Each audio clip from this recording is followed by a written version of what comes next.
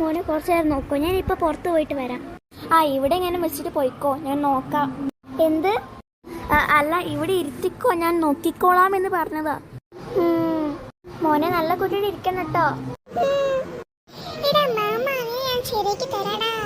എടാ ചക്കരേ മോനൂസേ, ഒരു പണിക്കും പോവാത്തൊരു മാമൻ.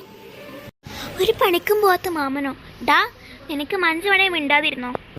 മഞ്ജു എനിക്ക് വേണം. അല്ല, 1 രൂപ പോലും എടുക്കാൻ കയ്യിലില്ലാത്ത മാമൻ എങ്ങനെ മഞ്ജു മേടിച്ചു കൊണ്ടുവരാ? കുട്ടികൾ വരെ കളിയാക്കാൻ തുടങ്ങി. ഇനി ഇങ്ങനെ വിട്ടാ ശരിയാവില്ല. എടാ മിണ്ടതിരിക്കടാ.